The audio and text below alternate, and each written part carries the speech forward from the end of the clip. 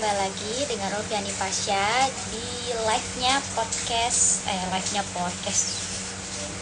di live-nya Rehab Bercerita ya. Kali ini topiknya adalah tentang Gen Z dan karakteristiknya. Nah, Gen Z ini siapa sih? Gen Z ini adalah kalian-kalian yang lahir pada tahun 1995 sampai tahun 2010 ya. Meskipun beberapa sumber menyebutkan ada yang dari tahun 97 sampai 2012, tapi yang jelas Gen Z itu dari 1995 ya atau 96. Nah, generasi ini dikenal dengan generasi yang sudah melekat dengan teknologi ya sejak kecil. Nah, sejak kecil mereka sudah akrab dengan teknologi seperti misalnya kayak mendengarkan musik, sudah pakai digital ya, pakai handphone, di handphone sudah ada berbagai macam teknologi yang bisa diakses bersamaan seperti media sosial, mendengarkan musik, video, dan lain-lain. Nah, dengan adanya teknologi ini mereka dikenal dengan generasi yang mampu untuk melakukan semua kegiatan dalam satu waktu, atau dia itu biasanya multitasking ya dibanding dengan generasi-generasi terdahulu. Nah, secara tidak langsung kebiasaan ini berpengaruh terhadap kepribadian dan karakteristik mereka. Nah, terkadang Gen Z juga mendapat stereotip sebagai pecandu teknologi, antisosial, karena mereka lebih lebih nyaman ketika berinteraksi di media sosial seperti dibanding dengan berinteraksi secara langsung. Kelemahan dari generasi Z ini juga adalah pelin-pelan karena menyukai sesuatu yang serba cepat dan instan, karena tadi ya dididik dengan berdampingan dengan teknologi yang serba cepat dan instan. Kemudian mereka juga mudah bosan dan biasanya cenderung bertindak semaunya sendiri tanpa melihat situasi dan kondisi yang terjadi di sekitarnya. Kelemahan yang ada di Gen Z juga salah satunya adalah perilaku konsumtif ya, dibanding dengan generasi sebelumnya. Generasi Z adalah generasi yang konsumtif, di mana mereka membeli barang atau makanan secara terus-menerus hanya untuk memenuhi keinginannya, bukan kebutuhannya, dibanding dengan generasi sebelumnya yang mungkin mikir berulang kali ya untuk membeli sesuatu gitu, apakah itu dibutuhkan atau enggak. Gen Z itu biasanya tidak memikirkan terlebih dahulu. Mereka mau beli apa tinggal beli aja gitu. Nah, terus selain itu juga karena dipengaruhi oleh sifat yang FOMO, fearless of missing out ya. Jadi mereka kalau misalnya ada barang yang baru atau makanan yang baru, mereka jiwa konsumtifnya tuh meronta-ronta gitu. Jadi pengen beli gitu, nggak mau ketinggalan sama orang lain, nggak mau ketinggalan mereka udah nyobain apa gitu ya, kayak coklat Dubai misalnya, pasti nih banyak yang nyari juga, atau misalnya kemarin yang lagi trending juga Labubu misalnya. Nah, mereka cepet-cepet pengen beli, padahal dari segi keurgenannya mungkin gak terlalu urgent juga ya, tapi sampai yang beli tuh ngantri, nguler gitu, seperti itu.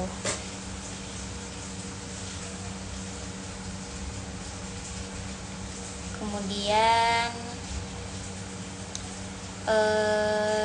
yang karakteristik yang selanjutnya adalah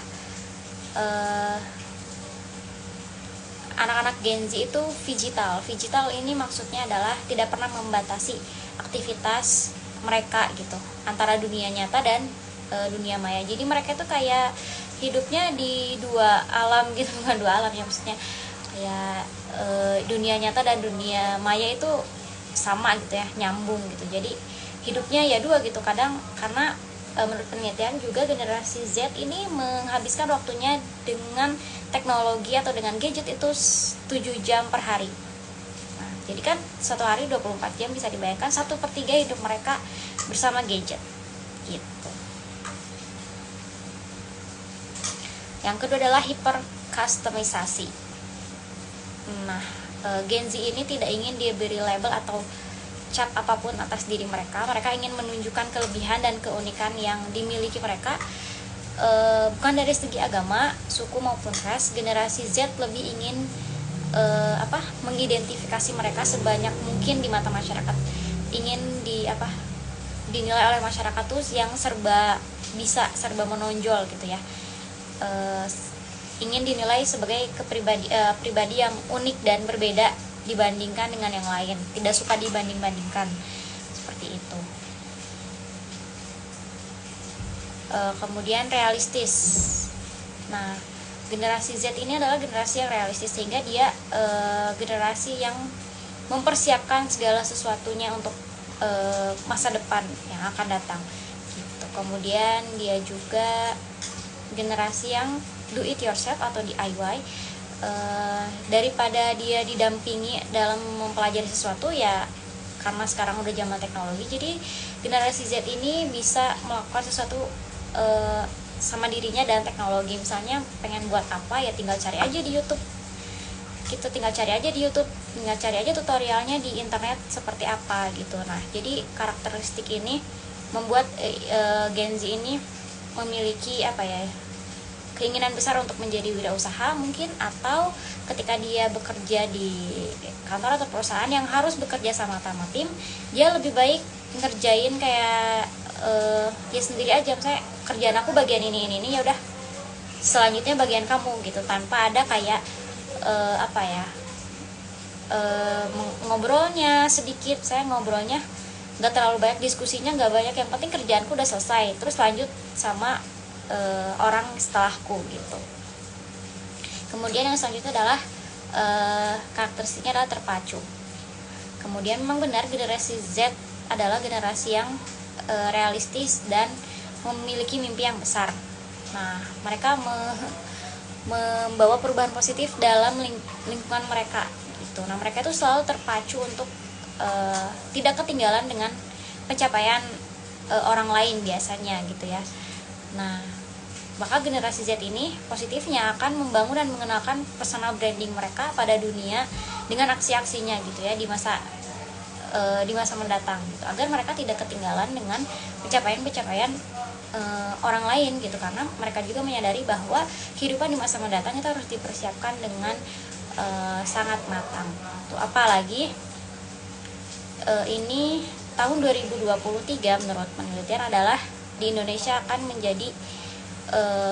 akan mengalami puncak bonus demografi pada tahun 2023 gitu, dimana usia produktif di Indonesia akan sangat tinggi, bahkan puncak tertinggi sepanjang sejarah di Indonesia gitu. Nah, pada tahun ini aja generasi Z itu usia produktifnya itu 1/3 penduduk Indonesia adalah usia produktif. Nah, 140 juta pada tahun 2020, 140 juta jiwa dari total 273 juta jiwa penduduk Indonesia adalah usia produktif ya. Tahun 2020, apalagi di tahun 2030 ya, mungkin akan setengahnya lebih gitu. Maka generasi Z ini akan menguasai berbagai sektor di Indonesia pada tahun 2030. Maka dari itu mungkin kelemahan-kelemahan Gen Z yang tadi disebutkan bisa kita kurangi ya, seperti konsumtifnya, kemudian kurangnya bersosialisasi dengan lingkungan gitu ya, bekerja sama dengan orang lain gitu, itu harus ditingkatkan, karena tidak semua pekerjaan itu bisa dikerjakan oleh sendiri gitu. Kita juga perlu, karena kita makhluk sosial ya, tentu saja kita perlu membangun kerjasama dengan orang lain gitu, karena beberapa orang millennials menganggap anak-anak Gen Z itu kurang kerjasamanya, terus juga komunikasinya jelek, gak sopan gitu ya. Ada label-label seperti itu terhadap Gen Z, maka mungkin itu yang harus kita perbaiki sebagai generasi Z ya. Karena saya juga generasi Z, sedikit banyaknya relate lah dengan penelitian yang sudah dikaji yang sudah saya sebutkan tadi, karakter-karakter Gen Z, terutama yang mungkin FOMO, mungkin konsumtif, itu betul ya, sedikit-sedikit self reward, sedikit-sedikit beli apa gitu untuk menyenangkan diri sendiri, padahal mungkin di masa depan kita kebutuhan kita lebih akan lebih banyak gitu. Selain itu juga generasi Z ini ingin yang serba instan, tidak berpaku pada proses tapi berpaku pada hasil. Yang penting bagaimana hasilnya akan bagus gitu. Padahal kan semua itu butuh proses gitu. Kadang Gen Z itu nggak mau berproses, prosesnya itu kan kadang lama ya. Kalau misalnya kita mengerjakan sesuatu, misalnya lagi proses kuliah ya, ya berat, ya apa, ya ini itu ya harus ada prosesnya gitu, ada jalannya gitu, tidak semuanya instan seperti itu.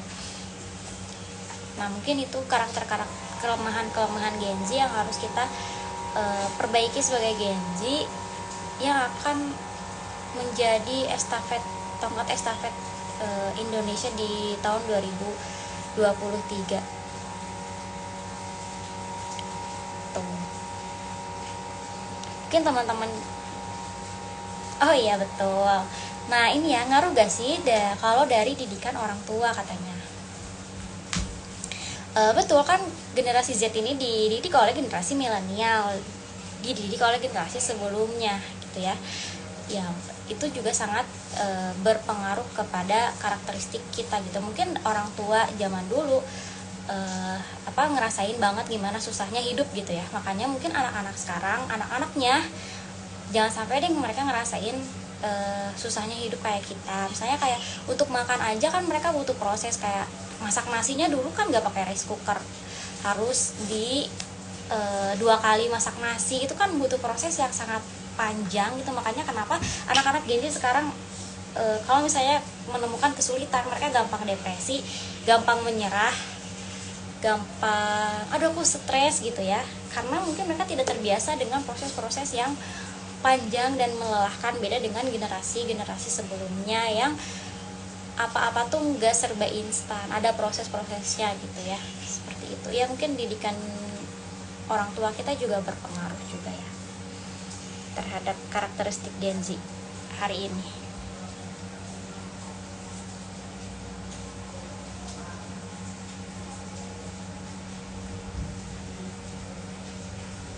Ini udah 7 menit atau belum sih? Udah ya. Oke, mungkin segitu aja sharingnya dari live-nya Rehab Bercerita. Kita akan balik lagi di live selanjutnya, mungkin dengan tema-tema yang masih sama seputar Gen Z, depresi, dan kesehatan mentalnya. Sampai jumpa lagi. Udah, coba ini gimana?